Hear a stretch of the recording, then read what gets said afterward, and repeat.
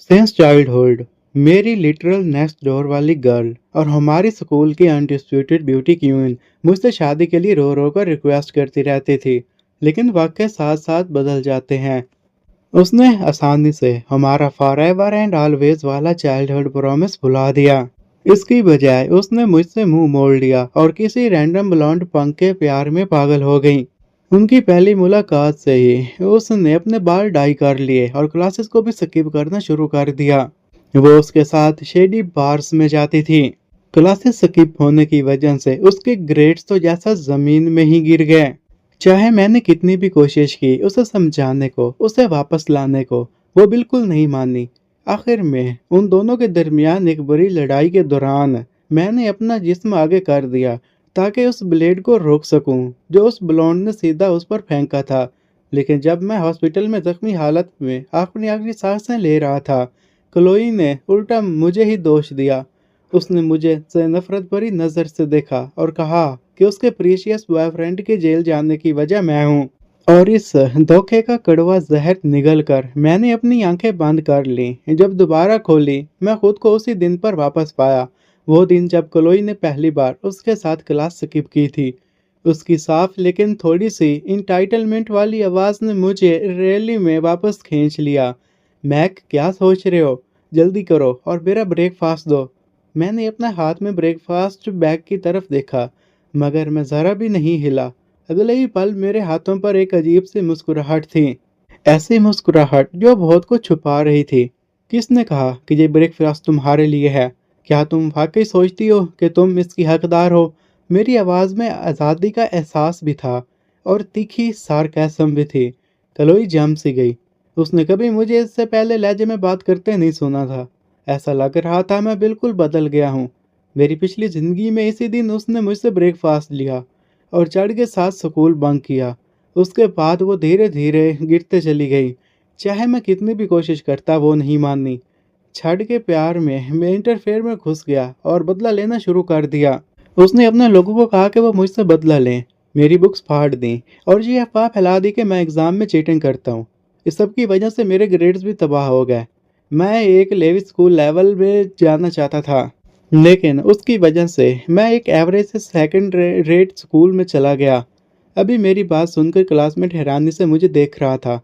Chloe के छेड को पसंद करने से पहले सब लोग हमारी चाइल्डहुड लव स्टोरी को एडमायर करते थे।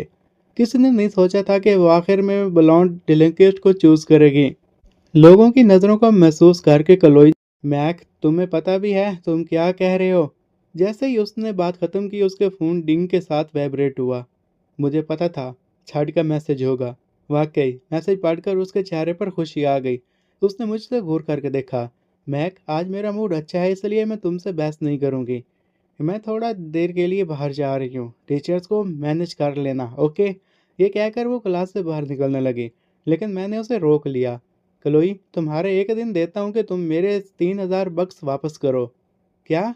मैं तुम्हारी कब से पैसे देने लग गई? मिडिल स्कूल से हाई स्कूल तक मैंने तुम्हें 900 बार ब्रेकफास्ट लेकर दिया और वो फ़ोन भी जो मैंने तुम्हारे लिए ख़रीदा था वो भी वापस करो। तुम इतने पैटी क्यों हो? उसने तान से कहा। मैं पैटी हूँ? मैं हल्का सा हंस पड़ा। कभी खुद से पूछो, इतने सालों में तुमने मुझे क्या दिया? मुझे पैसे वापस करो और अब से तुम दूर रहेंगे।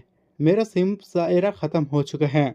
क्लासमेट्स की फुसफुसाहट सुनकर क्लोई को शर्मिंदगी हुई।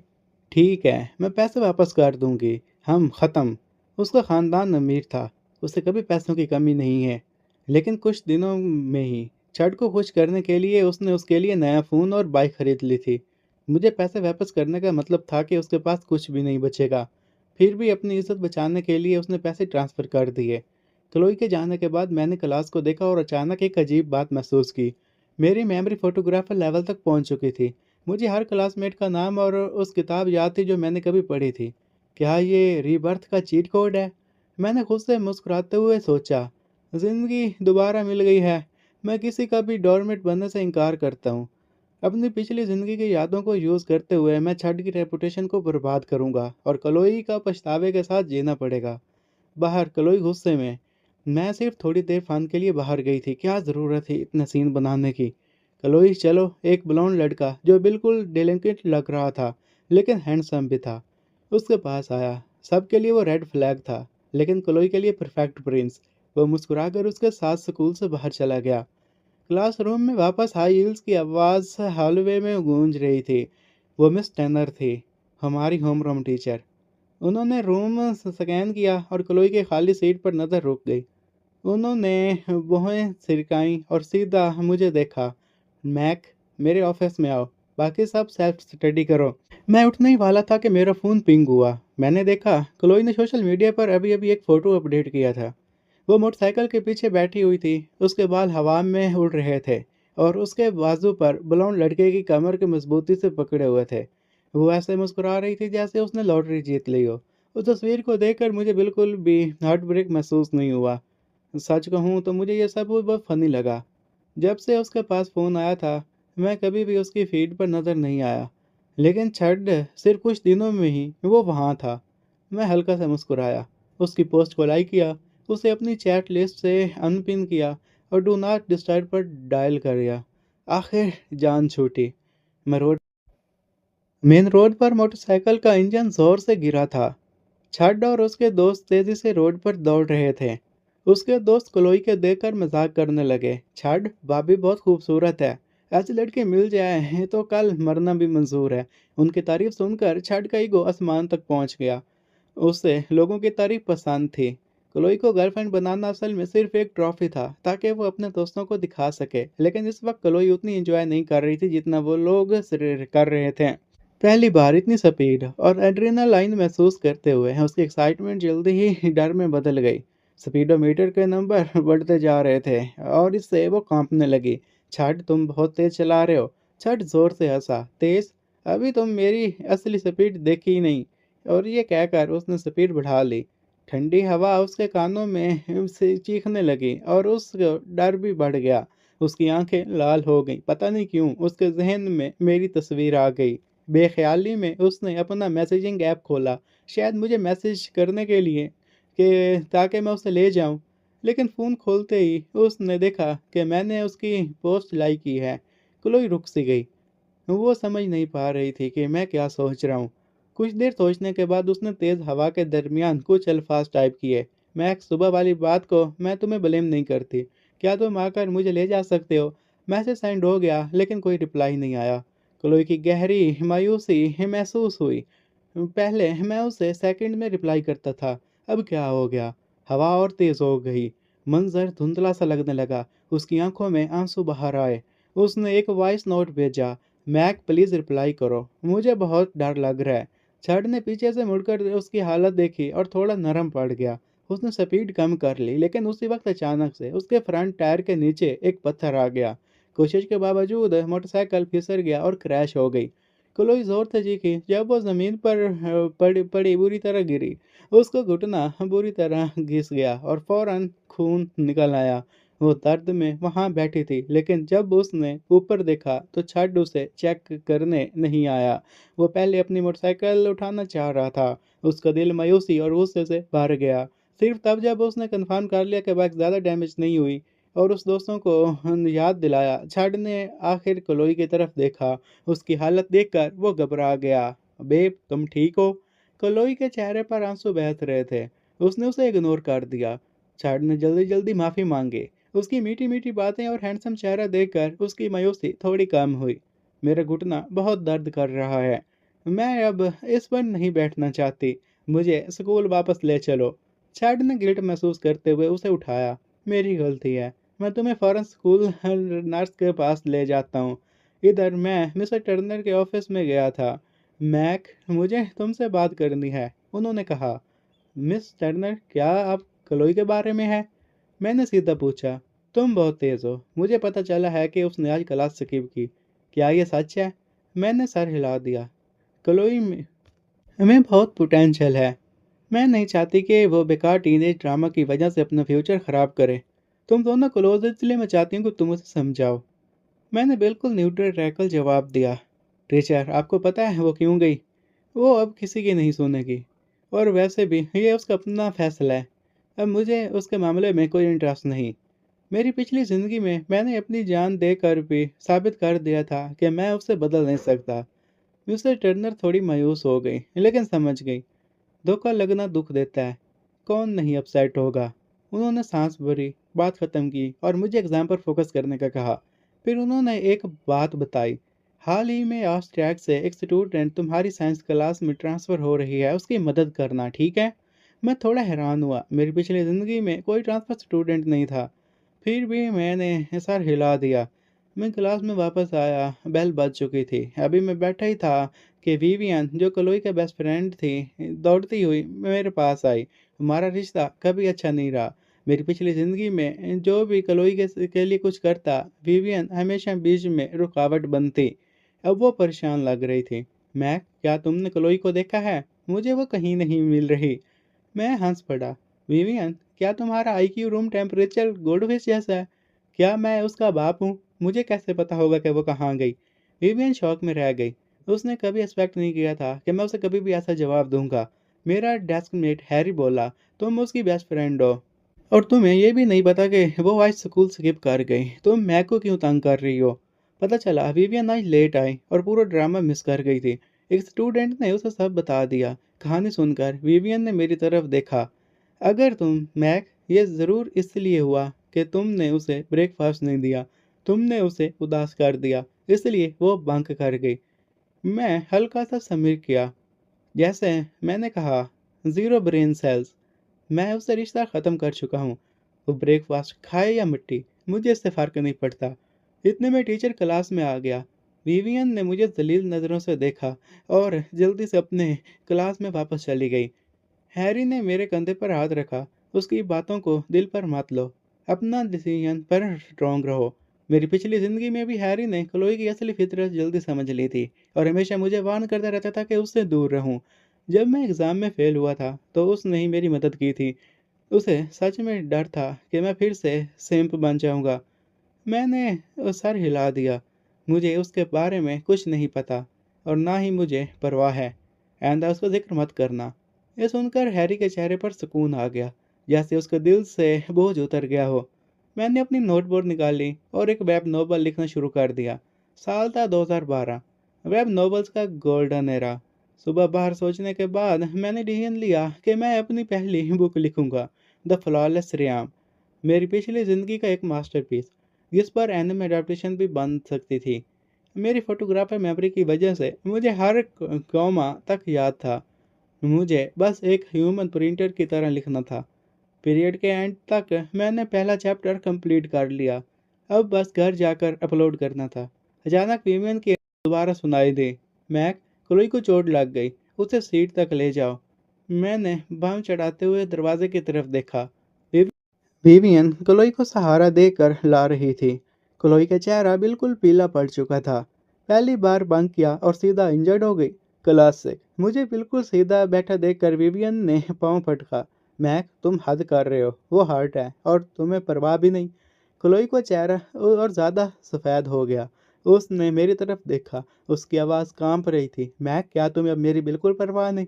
मैंने क्या गलत किया? मुझे चोट लगी है, बहुत दर्द हो रहा है। तुम पूछो भी नहीं कि मैं ठीक हूँ या नहीं। मैं हंस पड़ा। क्लोई, हमारा रिश्ता क्या है? मुझे मेरी फिक्र होनी चाहिए। तुमने अभी भी बॉयफ्रेंड बनाया है ना? क्लोई की आंखों में गुस्सा चमका। तुम्हारा क्या मतलब है? मतलब वही जो मैंने कहा। मैं तुम्हारा बाप नहीं, तुम्हारी माँ नहीं और ना ही तुम्हारा बॉयफ्रेंड हूँ। मुझे तुम्हारी बेबीसिटिंग करने की जिम्मेदारी नहीं। विवियन से बर्दाश्त नहीं हुआ। तुम इतने पैटी क्यों हो? चाहे उसका बॉयफ्रेंड हो, तुम दोनों चाइल्डहुड फ्रेंड्स हो, इतने कोल्ड होने की ज़रूरत नहीं है। मैं पहले ही कह चुका हूँ, उसका मामला मुझसे रिलेटेड नहीं। मुझे तंग मत करो। क्लोई बिल्कुल टूट सी गई। मैक, तुम बदल गए हो, इतना कि मैं तुम्हें पहचान भी नहीं पा रही। ये बात इतनी आयरॉनिक थी कि दर्द हुआ। हाँ, मैं बदल गया हूँ, लेकिन पहले कौन बदला था? मेरी पिछली ज़िंदगी में एक बचपन के प्रॉमिस की वजह से मैंने अपना फ्यूचर और अपनी ज़िंदगी कुर्बान कर दी। मैंने उसे सब कुछ दिया और बदले में मुझे मेरी मौत के वक्त नफ़रत भरी नज़र मिली। मैंने उसकी तरफ देखा और आवाज़ में तान सा। हम सालों से एक दूसरे को जानते हैं क्लोई। पहले कौन बदला था, तुम्हें मुझसे ज़्यादा पता है। क्लोई जाम सी गई, जैसे मैं कोई अजनबी हूँ। मैक, ऐसे बिहेव करने से मैं तुमसे नफरत करने लगूंगी। अच्छा, क्या तुमने कभी मुझसे सच में मोहब्बत की थी? इस सवाल ने उसे हिला दिया।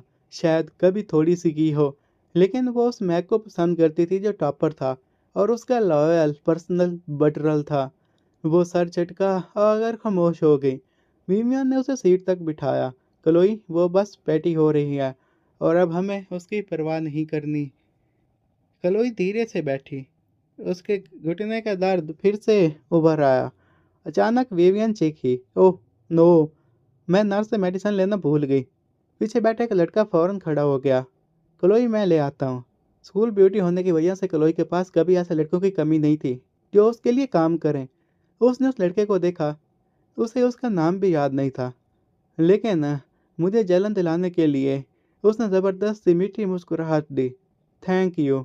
सॉरी ट्रबल के लिए। वो लड़का खुशी से पागल होकर भाग गया। थोड़ी देर बाद वो मेडिसिन ले आया। क्लोई ने जानबूझकर उसे मेरी तरफ हिलाया, जैसे दिखाना चाहती हो कि मेरे बिना भी उसके पास ऑप्शंस हैं। मैंने अपनी नोटबुक से नज़र तक नहीं उठाई। गुस्से में उसने हम्प किया और मुंह फेर लिया। इतने में हाई हील्स की आवाज़ क्लास के बाहर सुनाई दी। क्लोई घबरा गई। क्या टीचर को पता चल जाएगा कि वो बंक करके गई थी? उसने बेख्याली में मेरी तरफ देखा, जैसे मुझे ब्लेम कर रही हो कि मैंने उसे कवर नहीं किया। मिस टर्नर क्लास में आ गई और क्लोई के पास नाइटमेयर सच हो गया। क्लोई, मेरी ऑफिस में आओ। वो टेंस हो गई। जी मिस टर्नर। फिर उसने झूठ मूठ का दर्द दिखाया। आउच! मिस टर्नर ने उसके घुटने को बैंडेज देखी और बमें चढ़ाई। ठीक है, जख्म ठीक होने के बाद बात करेंगे। हैरी ने ये सब देखा और उसे घिन आई। ये इतनी मैनिपुलेटिव कब से हो गई? फिर वो मेरी तरफ मुड़ा। हे, इस संडे मेरे भाई और बहन आ रहे हैं। चलो बाहर खाना खाते हैं। अगर तुम मेरी बहन को पसंद आ गए तो मुझे ब्रदर इन लॉ कह सकते हो। मैं हंस पड़ा और उसे हल्का सा धक्का दिया। ब्रो, हम आप स्कूल के सीनियर्स हैं, रोमांस के लिए टाइम कहाँ है? इतने में हॉलवे से अजीब सी आवाज़ आई। मैंने बाहर देखा। ब्लॉन्ड बालों की झलक दिखी। वो छड़ था। मेरी आंखें तंग हो गईं। मेरी पिछली जिंदगी की मौत का सीधा जिम्मेदार इस बार मैं उसे अपने ऊपर चलने नहीं दूंगा। मैंने गहरी सांस ली, खुद को काम किया। मैंने अंदर ही अंदर सोचा, मेरी पिछली ज़िंदगी में छड़ की असली फितरत क्लोई को दिखाने के लिए मैंने उसके क्राइम के सबूत छुप कर जमा किए थे। सबसे खतरनाक इंसिडेंट वो था जहां उसने एक बच्चे को इतना मारा कि वो हमेशा के लिए डिसेबल हो गया। इस बार मुझे ये सबूत दोबारा जमा करने थे, मगर इस दफ़ा बहुत जल्दी। मैंने अपना फ़ोन निकाला और अपने अंकल को मैसेज किया। वो एक सेल्फ मेड बिलियनर बिजनेसमैन थे, जिनकी वेल्थ आसानी से छड़ के फैमिली के बराबर थी। अंकल, क्या आप मेरी एक चीज़ इन्वेस्टिगेट कर सकते हैं? मैंने उन्हें मुख्तसर सिचुएशन समझाई, फिर फ़ोन रख दिया। मैंने विंडो के बाहर खड़े छड़ को देखा। इस बार जो तुमने मेरे साथ और दूसरों के साथ किया है, उसका पूरा हिसाब दूंगा। स्कूल की बेल बजी। मैंने अपना बैग पैक किया और निकलने लगा। अचानक छड़ ने क्लासरूम का दरवाज़ा ब्लॉक कर लिया। मुंह में एक लाल गुलाब दबाया, क्लोई की तरफ पोज बनाता हुआ, बेब, मैं तुम्हें लेने आया हूँ। क्लोई उठना चाहती थी, लेकिन पूरी क्लास की नज़रों में नफरत देखकर वो शर्म से हिल न सकी। छड़ ने भवें चढ़ाई, फिर मुझे निकलता देखा। उसने अपना चमकते ब्लॉन्ड बाल झटके और मुझे चिढ़ाया। ओह जीनियस मैक! बस बता दूं, क्लोई मेरे साथ बहुत खुश है। वो एक्सपेक्ट कर रहा था कि मैं रिएक्ट करूंगा, लेकिन मैंने बस उसे तरस भरी नज़र से देखा और कहा, एब्सोल्यूट मोरॉन। छठ का गुस्सा भड़क गया। वो मुझे मारने के लिए तैयार हो गया। तभी डीन की आवाज़ गूंजी, छठ, दरवाज़ा क्यों ब्लॉक किया है? हटो वहाँ से। छठ घबरा गया। यस सर, मैं बस मैक को ढूंढ रहा था। डीन ने तंज से कहा किया, अगर पढ़ाई का सवाल है तो मेरे ऑफिस आओ, वरना निकल जाओ। छठ ने मुझे घूर के देखा और साइड हो गया। मैंने बैग कंधे पर डाला और निकल गया। अचानक क्लोई ने आवाज़ दी, मैक रुक जाओ, मेरा पाँव अभी भी दर्द कर रहा है। क्या तुम मुझे घर ले जा सकते हो? मैंने ऐसा एक्ट किया जैसे मैंने सुना ही नहीं और सीधा निकल गया। क्लोई मेरी पीठ को देखती रह गई। उसकी आंखों से आंसू मोतियों की तरह हम गिर रहे थे। जार्क, मैं तुमसे नफरत करती हूँ। मैं अपनी बाइक पर घर चला गया। घर के गेट देखकर एक अजीब सी फीलिंग आई। मेरी पिछली ज़िंदगी में मेरे पेरेंट मुझसे बहुत उम्मीदें रखते थे, लेकिन मेरी मेडिक और कॉलेज परफॉर्मेंस ने उन्हें ऑलमोस्ट शॉक कर दे दिया था। इस बार मैं उन्हें प्राउड फील करवाऊंगा। डिनर के बाद मैं अपने रूम में गया, पीसी ऑन किया और टाइपिंग शुरू कर दी। ये नावल लिखना असल में मेरे लिए सिर्फ कॉपी पेस्ट था। मेरे दिमाग की सोच था, मेरी टाइप स्पीड क्रेजी थी। सिर्फ आज 2 और आधे घंटे में मैंने 20,000 वर्ड्स लिख दिए। 10 चैप्टर्स कंप्लीट। अब मैं प्लेटफॉर्म ढूंढ रहा था कि अपलोड के लिए कि एक पॉपअप ऐड आया। मैं बंद करने वाला था, लेकिन टैक्स ने टेंशन ले ली। टमाटो नॉवेल्स ऑथर के लिए 80-20 रेवेन्यू सेपलेट और सारे मीडिया राइट्स ऑथर के पास। मैंने साइट को चेक किया, नॉर्मल लग रही थी, लेकिन द फ्लॉलेस रियाम की क्वालिटी के साथ ये कहीं भी हिट हो सकती थी। मैंने अकाउंट बनाया, पहले 12 चैप्टर्स अपलोड किया और अप्लाई के कॉन्ट्रैक्ट पर क्लिक कर दिया। उसी वक्त एक लग्जरियस मैंशन में हार्पर बालकनी पर अकेली खड़ी थी, अपने पेरेंट्स का इंतजार करती हुई। उसकी कज़न ग्रेस उसके पास आई। हार्पर, चलो अंदर चलते हैं, शायद तुम्हारे पेरेंट्स आज नहीं आएंगे। हार्पर की आंखों में मायूसी आई, लेकिन उसने जिद से कहा, मुझे पता है वो बिजी हैं, लेकिन उन्होंने प्रॉमिस किया था। ग्रेस का दिल भर आया। वो जानती थी कि स्ट्रॉन्ग दिखने वाली लड़की असल में अपने पेरेंट्स की मोहब्बत के लिए तरस रही है। हार्पर के फादर मिस्टर हैरिसन एक बिलियनर वर्कहोलिक थे, इसी वजह से उसकी मदर ने उन्हें डिवोर्स दे दिया था। रूम में जाकर हार्पर ने ग्रेस के फ़ोन की तरफ देखा। ग्रेस, तुम सीईओ हो ना टोमेटो नॉवेल्स की, फिर तुम खुद मैन्युस्क्रिप्ट्स क्यों रिव्यू कर रही हो? ग्रेस मुस्कुराई, मगर उसमें दर्द था। कंपनी बैंकरप्ट होने वाली थी, मैं कैसे सीईओ हूँ? हार्पर ने स्क्रीन देखी। एक लास्ट मैन्युस्क्रिप्ट अनरीड था। इसे ट्राई करते हैं, द फ्लॉलेस रियम। नाम अच्छा लग रहा है, ग्रेस ने कहा। टाइटल थोड़ा पोएटिक है, मार्केट ट्रेंड से मैच नहीं करता। हार्पर बोली, फिर भी किसी ने मेहनत की है, थोड़ा सा पढ़ लो ना। ग्रेस ने फ़ोन उठाया, सिर्फ स्किम करने के लिए, लेकिन जैसे ही उसने प्रोलॉग पढ़ना शुरू किया वो रुक गई। वर्ल्ड बिल्डिंग इपिक थी, करैक्टर्स यूनिक थे, स्टोरी इंगेजिंग थी। वो 12 चैप्टर्स एक ही सांस में पढ़ गई और चहने लगी। हार्पर, तुम मेरे लकी स्टार हो। ग्रेस ने एक्साइटेड होकर उसे हक किया। हार्पर शर्मा गई। अभी तो पता भी नहीं है कि आगे क्या होगा। ग्रेस को रियलिटी का एहसास हुआ, लेकिन वो जानती थी कि अपने प्लेटफॉर्म को बचाने के लिए उसे एक नॉवल पर सब कुछ दांव पर लगाना था। अगली सुबह मैंने पीसी को किया और रात 12 बजे तक लिखता रहा। 80,000 वर्ड्स लिखकर मैं खुश हो गया। कल तक मैं ऑफिशियल पब्लिशिंग रिक्वायरमेंट कंप्लीट कर लूँगा। मैंने फ़ोन चेक किया, एक मैसेज आया था क्लोई का। मैक, मैं बहुत बोर हूँ, क्या तुम थोड़ी देर मुझसे बात कर सकते हो? मैं उसे रिप्लाई करता हूँ, तुमने तो मुझसे कहा था कि अब हमारे बीच जो कुछ भी है वो सब ख़त्म, तो मुझे टेक्स्ट क्यों किया? क्लोई एक इंटरनेट कैफ़े में थी। उसके साथ छड भी था, जो कि गेम खेल रहा था। और मेरे उस रिप्लाई को पढ़कर उसके फेस के ऊपर एक अजीब सी स्माइल आ जाती है। वो मुझसे कहती है कि कल जो भी कहा मैं गुस्से में थी तो कह दिया, उसको अब तुम भूल जाओ और अब से तुम मेरे अच्छे भाई की तरह रहना। मैंने जब उसका ये टेक्स्ट पढ़ा तो मैं तो हैरान ही रह गया। मुझे समझ में नहीं आ रहा था कि आखिर वो मुझे समझती क्या है। इतना सब कुछ होने के बावजूद भी उसने मुझे अपना पर्सनल सिंप बना कर रखा है। वो मुझे कोई हड्डी फेंकेगी और मैं कुत्ते की तरह भागकर उसके पास आ जाऊंगा और अपनी टेल हिलाने लग जाऊंगा। मैं मैसेज करता हूँ, क्लोई, अगर तुम्हारे पास कहने को कुछ नहीं है तो तुम मुझे तंग मत करो। अगर तुम्हारे पास कहने के लिए कुछ इंपॉर्टेंट है भी तो फिर भी तुम मुझे तंग मत करो। जैसे ही क्लोई ये मैसेज पढ़ती है तो गुस्से से वो अपने फ़ोन को साइड पर फेंक देती है। तो उसका बिहेवियर साथ बैठा चैड नोटिस कर लेता है और कहता है, बेब, कुछ गलत हुआ है? वो चीप अल्कोहल भी पी रहा था और साथ में सिगरेट्स भी खाए हुए था। क्लोई उसकी स्मेल की वजह से अपनी नाक बंद कर लेती है, कहती है, डिस्गस्टिंग। मैं थक गई हूँ, तुम मुझे घर तक छोड़ कर आओ। छड मना कर देता है और कहता है, बेब, मैंने अभी तक अपना काम ख़त्म नहीं किया, मैं तुम्हें बाद में घर पहुंचा दूंगा। और ये बात क्लोई को बहुत अजीब लगती है। पास्ट में वो मुझे जो भी काम देती थी मैं उसका काम करता था, लेकिन जब वो छड को काम कहती है तो वो 10 में से सिर्फ 3 काम करता है, वो भी अगर उसकी मर्जी हो तो। मैं अब थक गई हूँ और मेरे कपड़ों से भी स्मोक की स्मेल आ रही है। छड फंसता है, कहता है, क्या तुम्हें घर जाना है? चलो ठीक है। मुझे अपने इस गेम अकाउंट को टॉप अप करना है, तो उसके बाद ही मैं इन मॉब्स को फास्टर चला पाऊंगा और इसमें मुझे तुम्हारी हेल्प चाहिए। ये सुनते ही तो क्लोई एक बार फिर से हैरान रह जाती है। वो ये जान चुकी थी कि छड को उसके पैसे चाहिए। छड ने सक्सेसफुली उसे स्कूल से बंक करवाया, उसके बाद इंटरनेट कैफ़े लेकर गया। उसका शायद अगला प्लान है कि वो उसके ऊपर एक टैटू बनवाए और इससे जो एक अच्छी लड़की की इमेज है वो इमेज सारी रून हो जाएगी और किसी को भी यकीन नहीं होगा कि क्लोई एक अच्छी लड़की है। और उसके बाद से वो मुकम्मल तौर पर छड के ऊपर डिपेंडेंट रहेगी। और अब 2 का वक्त था।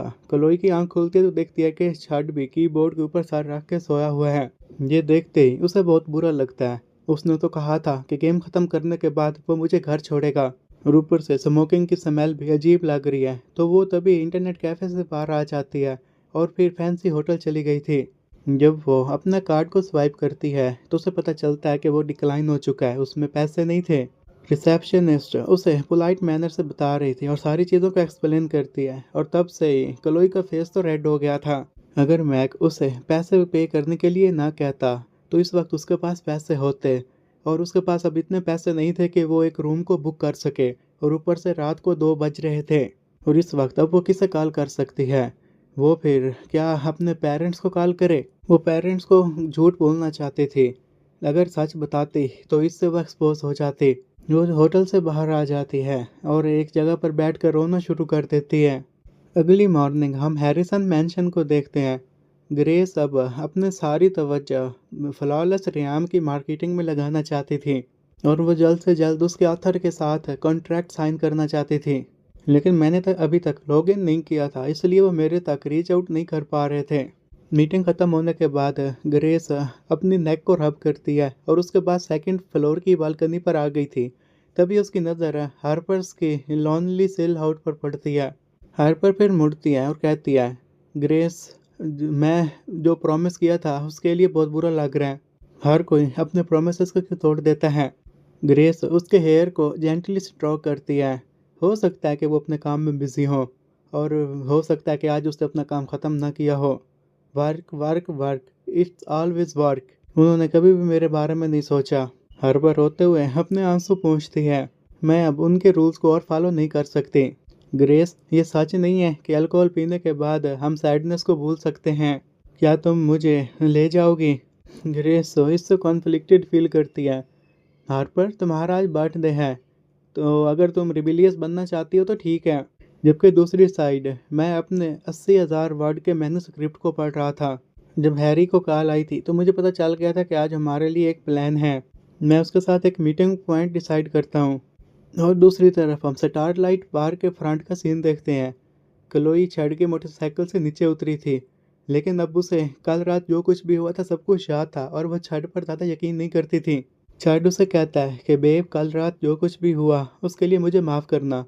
आज मैं तुम्हें असली मज़ा करवाने के लिए आया हूँ। तुम्हें क्या लगता है ये जगह कैसी है? तो क्लोई हेसिटेशन के साथ कहती है, क्या ये जगह ख़तरनाक है? डेंजरस? नहीं, ऐसा नहीं है।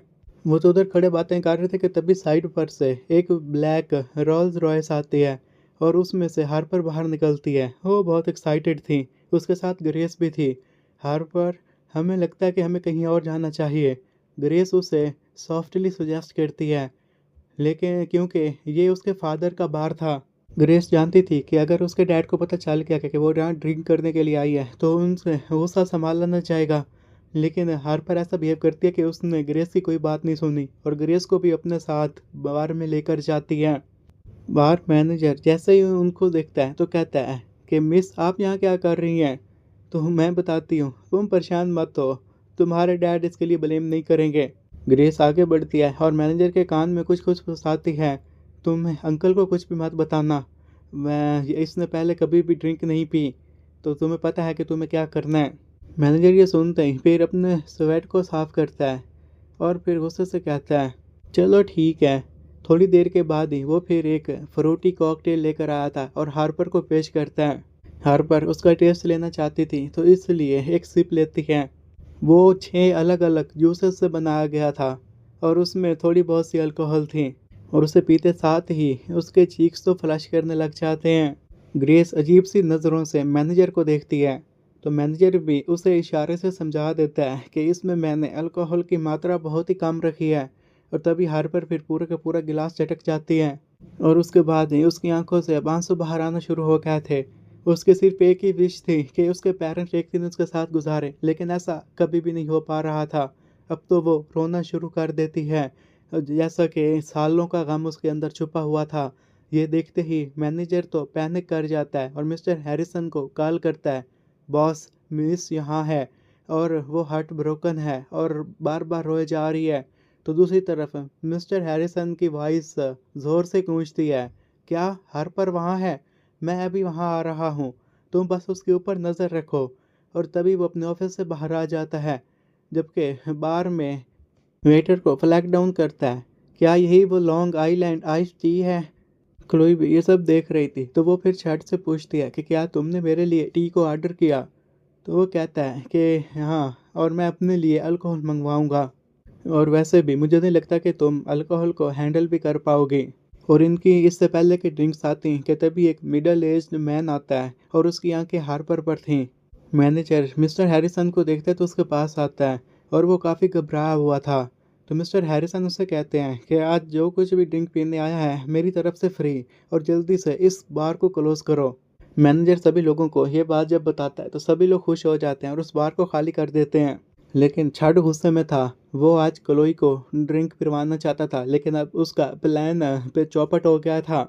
मिस्टर हैरिसन हार्पर के पास जाते हैं, उसके हाथ में जो गिलास था उससे उसे स्नैच कर लेते हैं और कहते हैं कि तुम ये किस किस्म की नॉनसेंस क्रिएट कर रही हो, तुम्हें मेरे साथ घर आना होगा।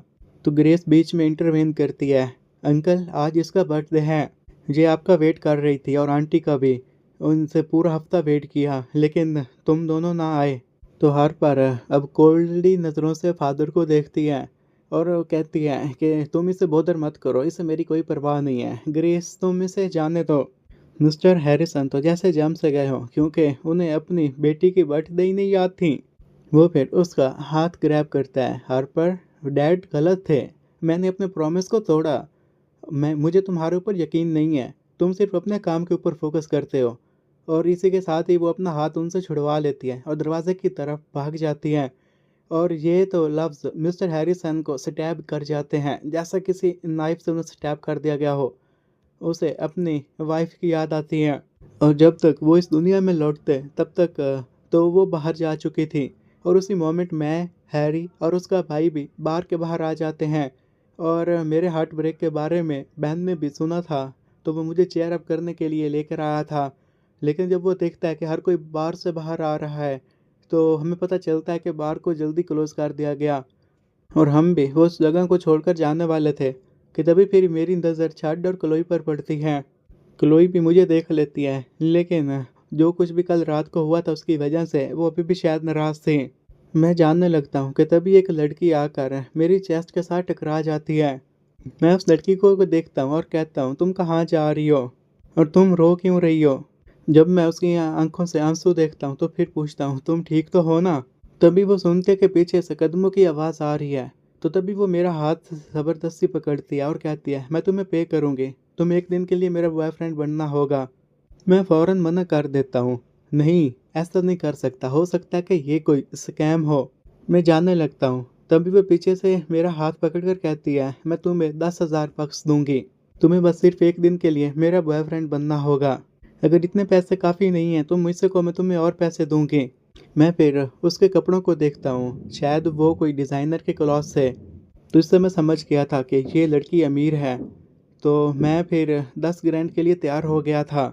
मेरी पूरी नेट वर्थ कुछ 100 बक्स थी। अगर मैं इससे 10 ग्रैंड ले लेता हूँ और बिटकॉइन में इन्वेस्ट करता हूँ तो हो सकता है कि मेरी ज़िंदगी संवर जाए। तो इसीलिए मैं मना नहीं करना चाहता था। 10 ग्रैंड बहुत ज़्यादा कीमत थी, तो मैं फ़ौरन हाँ कह देता हूँ और उसे अपना नाम बताता हूँ। मेरा नाम है मैक। अब हमें कहाँ जाना है बॉस? तो तभी वो मेरा हैंड पकड़ती है और फिर इधर उधर देखती है, अपना नाम बताती है। मेरा नाम है हार्पर। बस तुम्हें मेरे साथ अब प्ले करना होगा, जो भी आगे होगा, जो मैं कहूँ बस वही सुनते रहना, खुद से कुछ मत कहना। मिस्टर हैरिसन बाहर आते हैं और देखते हैं कि उसने किसी और लड़के का हाथ पकड़ा हुआ है, तो इसकी वजह से उसके चेहरे पर गुस्सा साफ दिखाई दे रहा था। हार्पर, ये पंक कौन है? मैं, ये मेरा बॉयफ्रेंड है। ग्रेस भी ये चीज़ देखकर हैरान हो गई थी। उसे भी समझ में नहीं आ रहा था कि यहाँ पर क्या चल रहा है, क्योंकि मैं उसके साथ रहती थी तो मेरा बॉयफ्रेंड है, ये बात उसे पहले क्यों नहीं पता थी। मिस्टर हैरिसन तो गुस्से से लाल पीले हो रहे थे। हैरी और बेन भी साइड पर यह सब कुछ देख रहे थे, तो उनको भी यकीन नहीं आ रहा था कि यहाँ पर ये चल क्या रहे हैं। हैरी फिर फुसफुसाता है, मैक की एक सीक्रेट गर्लफ्रेंड है, उसकी टोटल 10 गर्लफ्रेंड्स हैं। मेरा दिल भी तेज़ी से धड़क रहा था। आज मेरा जॉब का पहला दिन था और तभी मेरी मुलाकात उसके बिलियनर डैड से हो जाती है। मिस्टर हैरिसन मेरे से हैरत भरी नज़रों से देखते हैं और कहते हैं, मुझे परवाह नहीं है तुम इसके बॉयफ्रेंड हो या नहीं, फिलहाल यहाँ से दफ़ा हो जाओ। हार्पर कहते हैं कि अब हमें यहाँ से जाना होगा। वो मुझे उनसे दूर लेकर जाती है। दूर खड़ी कलोई भी ये सारा सीन देख रही थी और फिर शौक से अपनी आंखों को मलने लग जाती है। उसे यकीन नहीं आ रहा था कि मेरी ये एक जीएफ है और ये लड़की कौन है। वो खुद तो छड़ के साथ थी, लेकिन वो कभी ये नहीं सोच सकती थी कि मैं किसी और लड़की के साथ हूँगा। उसे ऐसा लगता था कि मैं हमेशा उसका वेट करता रहूँगा। हो सकता है कि ये मुझे जेलस फील कराने की कोशिश कर रहा हो। हार्पर मुझे स्ट्रीट के अंदर लेकर जाती है। वहाँ की साइलेंस अब ऑकवर्ड हो चुकी थी। मैं फाइनली ब्रोक करता हूँ। तुम क्या अपने डैड से फाइट कर रही हो? वो नोट करती है। तुम्हारी इस एक्टिंग को देखकर लग रहा है कि तुम्हें उनकी बहुत ज़्यादा फिक्र है। ये सुनते ही हार्पर के चेहरे के ऊपर तो आंसू बहना शुरू हो गए थे। तुम्हें समझ नहीं आ रही, वो सिर्फ अपने काम की फिक्र करते हैं। उन्होंने कभी मेरी फिक्र नहीं की। उन्होंने कभी भी मॉम की फिक्र नहीं की। उसी वक्त वो मेरा हाथ छोड़ देती है और फिर एक कैब बुलाती है। मैं अब करता ना क्या करता, 10 ग्रैंड्स की बात थी तो मैं भी फिर उसी के साथ ही कैब में बैठ जाता हूँ। हार्बर को नहीं पता था कि उसे कहाँ जाना है, तो वो बस विंडो से बाहर रेड आई से देखने लग जाती है। और मैं ड्राइवर को कहता हूँ कि बस वो सिटी का चक्कर लगाता रहे। तो वो हमारी तरफ रेयर व्यू मिरर से देखता है और इस सिचुएशन को समझने की कोशिश करता है। यंग मैन, तुम्हें अपनी गर्लफ्रेंड को हौसला देना चाहिए, वो अपसेट है। तुम्हें पता है ना कि ज़िंदगी कितनी मुश्किल है, तो तुम्हें उससे बात करनी चाहिए। हर पर अपना सर नीचे कर लेती है। अभी भी उसकी आंखों से आंसू बह रहे थे। तो मैं ऑकवर्डली स्माइल करता हूँ और उसे एक टिश्यू देता हूँ। अब हम रिवर बैंक पहुँच चुके थे और हर पर ड्राइवर को कहती है कि हमें यहीं रोक दो। वो अब चलना चाहती थी, तो इसी के साथ ही ड्राइवर हमें वहीं रोक देता है और वो मुझे एक टिप भी देता है कि मुझे इसे कंफर्ट फील करवाना होगा। मैं हंसता हूँ और कहता हूँ ऐसा ही करूँगा सर। और फिर मैं हार्पर की तरफ देखता हूँ और उसे कहता हूँ कि हमें स्ट्रॉ ले लेना चाहिए जेएफ। ये सुनते ही उसके तो एयर पिंक हो जाते हैं और हम सिर्फ एक दिन के लिए ही फेक कर रहे थे। मैं भी आगे से मुस्कुराने लग जाता हूँ और उसे कहता हूँ कि अभी दिन पूरा नहीं हुआ, क्या हो गया? और जैसा कि मैं तुम्हारा बॉयफ्रेंड बना हुआ हूँ, तो इसलिए तुम्हें मैं प्रीमियम बॉयफ्रेंड सर्विसेज दूंगा। उस वक्त हम रिवर की तरफ देखते हैं जिसमें सिटी लाइट्स झलक रही थी। हम स्लोली स्लोली वॉक करते हैं। तुमने मुझे हायर किया इसलिए ना कि तुम अपने पेरेंट्स को गुस्सा दिला सको और वो तुम्हारे ऊपर फोकस करें। सही कहा ना? हार्पर मेरी तरफ देखती है और वो सरप्राइज्ड भी थी और उसके चेहरे से इनोसेंस साफ झलक रही थी। तुम्हें इसके बारे में कैसे पता चला? मैं कहता हूँ कि ये कोई मिस्ट्री नहीं है। मेरा ये गैस है कि तुम्हारे डैड हर वक्त काम करते रहते हैं, तो तुम्हारे पास आने के लिए उनके पास टाइम नहीं होता। तो तुमने इस स्टंट को फोर्स किया ताकि वो तुम्हें देखने के लिए आए। मैंने सही कहा ना? हर पर तो जैसे साइलेंट ही हो गई थी, तो उसके गाल से अब आंसू बहना शुरू हो जाते हैं। 1 महीने पहले उन्होंने मेरे से प्रॉमिस किया था कि वो पूरा वीक मेरे साथ गुजारेंगे। आज मेरी बर्थडे का लास्ट डे था और आज भी उनके पास टाइम नहीं था। ये सुनते ही मैं थोड़ा सा पीछे हटता हूँ। अच्छा, तो आज इसका बर्थडे है। ये पुअर रिच गर्ल के पास सब कुछ है लेकिन फैमिली नहीं। अगर तुम घर जाना चाहती हो तो तुम जा सकती हो।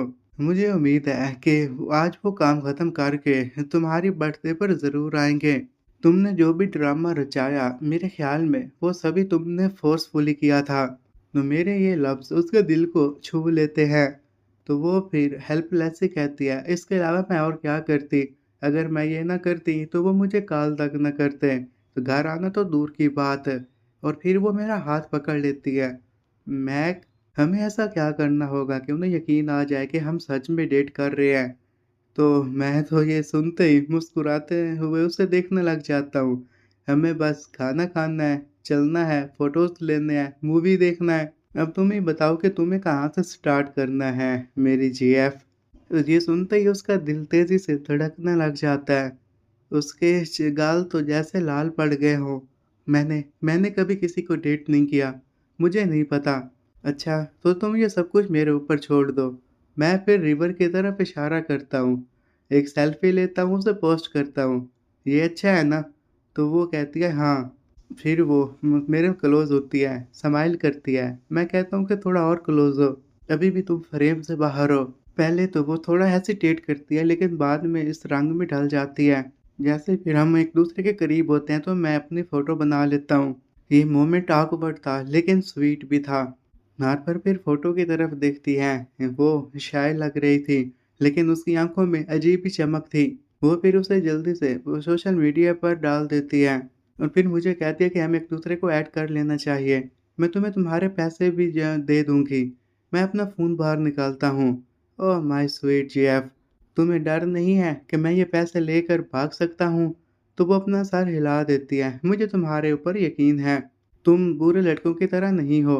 मैं खामोश रहता हूँ। हाँ, मैं बैठ गया नहीं हूँ, लेकिन ये लड़की भी मेरे ऊपर कुछ ज़्यादा ही ट्रस्ट कर रही है। अगर कोई इसे स्कैमर मिल जाए, तो ये उसके लिए वॉकिंग टारगेट होगी। मैंने उसे स्वीट कहा था, इसलिए वो आगे से स्माइल करती है। अब हम रिवर को देखते हैं, तो वो अब थोड़े से कामनेस को फ़ील करती है। वो अपने पेरेंट्स के साथ नहीं थी, फिर भी रिलैक्स थी। ये सब उस वजह से हुआ था, जो लड़का उसकी बगल में खड़ा था। थैंक यू मैग। मैं भी आगे से स्माइल करता हूँ और उसी के साथ ही काम ब्रीज़ को एन्जॉय करता हूँ। काफ़ी दिन हो गए थे, मैंने भी इस तरह रिलैक्स फ़ील किया था। जब मैं पिछली दफ़ा यहाँ पर आया था, तो वो मेरे साथ क्लोई थी। उसने मुझे कहा था कि हम हर वक़्त साथ रहेंगे, लेकिन इस वक़्त मेरे साथ हार्पर है। मिस्टर हैरिसन तक वो फ़ोटो पहुँच गई थी, तो अब वो भी मेल्ट डाउन हो जाते हैं। वो अपनी बेटी को किसी और दूसरे के साथ देखकर उन्हें बहुत गुस्सा आया था। वो अपने फ़ोन की स्क्रीन को ज़ोर से पकड़ते हैं। अगर थोड़ा और ज़ोर से पकड़ते शायद वो टूट जाती। वो उसे कॉल करते हैं, लेकिन आगे से हार्पर कॉल पिक नहीं करती। क्या सच में वो मेरी कॉल पिक नहीं करेगी? तो उसके जितने भी कॉन्टैक्ट्स हैं, वो हमारे पीछे लगा देता है। वो जल्द से जल्द अपनी बेटी को ढूँढना चाहता था। हार्पर की मॉम ने भी ये देखा और वो स्माइल की। अच्छा, ये इतना भी बुरा नहीं है, लेकिन फिर भी मुझे इसे टेस्ट करना होगा। अगर ये फेल हो गया, तो फिर इसे हार्पर की ज़िंदगी से दूर जाना होगा। तभी हार्पर के फ़ोन पर बेल बजती है। अब बार-बार बेल बजे जा रही थी कि वो अपना फ़ोन ही बंद कर देती है। हम फिर हाई एंड रेस्टोरेंट जाते हैं, जो कि करीब भी था, और एक विंडो की सीट को ग्रैब करते हैं। डिनर के वक़्त मैंने ये जाना कि हार्पर की हेल्थ बहुत पुअर है। उसने हाई स्कूल अटेंड किया, लेकिन उसके बाद ही होम स्कूल की वजह से उसे छोड़ दिया। कोइंसिडेंटली अब उसने भी एग्जैक्ट मेरे ही स्कूल में एनरोलमेंट करवा ली। मैं फिर टेबल पर रखे खाने की तरफ देखता हूँ। हार्पर फिर मुझसे पूछती है, मैक, क्या हम इधर भी साथ में फ़ोटो ले सकते हैं? मैं स्माइल करता हूँ और एग्री कर लेता हूँ, और फिर इसी के साथ फ़ोटो खींच लेते हैं। हार्पर फिर फ़ोटो को देखती है और गिगल करती है। खाना खाने के बाद मैं उससे पूछता हूँ कि अब उसका अगला एजेंडा क्या है? तो वो हेसिटेट करती है और कहती है कि मैंने शॉपिंग के लिए जाना है, कुछ कपड़े खरीदने हैं। मैं फिर उसके परफेक्टली टेलर्ड डिज़ाइन ड्रेस की तरफ देखता हूँ। तो तुम्हें और ज़्यादा कपड़े चाहिए? तो वो एम्बैरेस फ़ील करते हुए साइड पर देखती है। मैं बस कुछ आउटफिट खरीदना चाहती हूँ, वो भी तुम्हारे लिए। फिर मैं मेंस बुटीक में खड़ा था, वो मेरे लिए कपड़े लेकर आती है ताकि चेक कर सके मुझे कैसे लगेंगे। मैं उससे कहता हूँ कि मेरे पास ऑलरेडी बहुत सारे कपड़े हैं, तुम्हें ऐसा करने की ज़रूरत नहीं है। तुमने ऑलरेडी टैक्सी के पैसे पे किए, डिनर के पैसे पे किए, और वो कपड़े कपड़े तो तुम्हारे लिए इसलिए खरीद रही हूँ ताकि ये एक नॉर्मल है। मैं तुम्हें थैंक्स कहना चाहती हूँ। वो उसने मुझसे ये कहा और इस कहने के साथ ही वो एक्साइटेड हो गई। फिर वो कुछ और फिट्स को मेरे लिए खरीदती है। उसमें मैं अलग ही लेवल का बंदा लग रहा था। जब मैं फिटिंग रूम से बाहर आया, तो उसने एक ट्रू बॉस की तरह अपना हाथ हिलाया। ये अच्छा है, और बाकी भी जितने इसने ट्राई किए हैं, उन सभी को मैं ले जाऊँगी। वो कैशियर को कहती है, जो भी मैंने आउटफिट पहना था, उसके पैसे वो पे करती है। मैं उसे कहता हूँ कि मैं ऐसा नहीं दिखावा करना चाहता कि लोग ये देखकर समझें कि मैं अपनी जेब बनाकर उसके पैसों पर पल रहा हूँ। तुम्हें भी कुछ चाहिए तो तुम मुझसे कह सकती हो। तो वो अपना सर हिला देती है। उसकी आंखों में शाइन आ गया था। वह फ्रेंड, चलो हम आर्केड चलते हैं। मैं वहाँ कभी नहीं गई। हम फिर क्राउडेड आर्केड चले गए। उधर हर कोई फाइटिंग गेम्स खेल रहा था। हार्पर की नज़र फिर एक क्लॉ मशीन पर पड़ती है, जो कि कॉर्नर में ही पड़ी थी। फिर वो पिंक टेडी बेयर को देखती है। ये बेयर बहुत क्यूट है, चलो इसे हासिल करने की कोशिश करते हैं। मैं फिर एक कॉइन देता हूँ। हार्पर मेरे पास ही खड़ी थी। उसकी आंखें एंटिसिपेशन में स्पार कर रही थीं। मैं फिर जॉयस्टिक को मूव करता हूँ ताकि उस बेयर को ग्रैब कर सकूँ, लेकिन आधे रास्ते ही वो स्लिप कर जाता है। इससे वो थोड़ी सी सैड हो गई थी। तुम्हें परेशान होने की ज़रूरत नहीं है, हम दोबारा ट्राई करेंगे। और अब इस बार वो और भी ज़्यादा फोकस कर रही थी। मैंने भी अपनी तरफ से पूरी कोशिश की और फिर फाइनली उस बेयर को उठाकर प्राइस स्लॉट में डाल दिया। हार्पर खुशी से जंप लगाने लग गई। वो एक बच्चे की तरह चीयर कर रही थी। थैंक यू मैक, ये बेर तुम्हारे लिए। मैं फिर तुम्हारे लिए पिंक बन्नी को लूँगा। मैं फिर से परफेक्टली उस गुलाब को प्राइस स्लॉट में डालता हूँ और फिर उसे वो पिंक बनी देता हूँ जिसे वो टाइटली हग करती है। Thank you boyfriend. वो जेन्युइनली हैप्पी थी और ये देखकर मैं भी खुश था। ये वो मोमेंट्स हैं जो मैंने क्लोई के साथ कभी नहीं गुजारे थे। हम फिर आर्केड में खेलते रहते हैं और एक कपल की तरह हंसते खेलते रहते हैं। अब 10:30 हो गए थे। मैं कहता हूँ हार्पर अब लेट हो रही है, अब हमें घर जाना चाहिए। तो वो खेलना बंद करती है और फिर अपने फ़ोन को देखती है जहाँ बहुत मिस कॉल्स आई हुई थी। मैं घर नहीं जाना चाहती। वो जानती थी कि उसका गोल कंप्लीट हो चुका है। अब वो घर जाएगी तो फिर उसे पेरेंट्स का सामना करना पड़ेगा। वो मेरी तरफ देखती है और फिर उनकी आंखों में सैडनेस आ गई थी।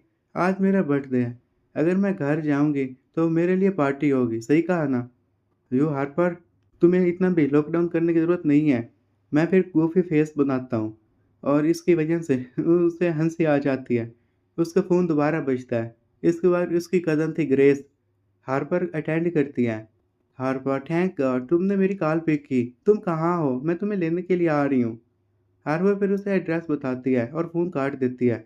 मैं मुस्कुराता हूँ। लगता है तुम्हारी टाइड आ गई है। मैं तुम्हारे लिए कोई गिफ्ट तो प्रिपेयर नहीं कर सका, लेकिन मेरी विशेस तुम्हारे साथ हैं। वो फिर अपने बनी को देखते हुए कहती है कि तुमने ऑलरेडी मुझे गिफ्ट दे दिया है। थैंक यू मैक। उसकी सिस्टर आ जाती है तो मैं कहता हूँ कि तुम्हारी सिस्टर आ गई, मुझे अब जाना चाहिए।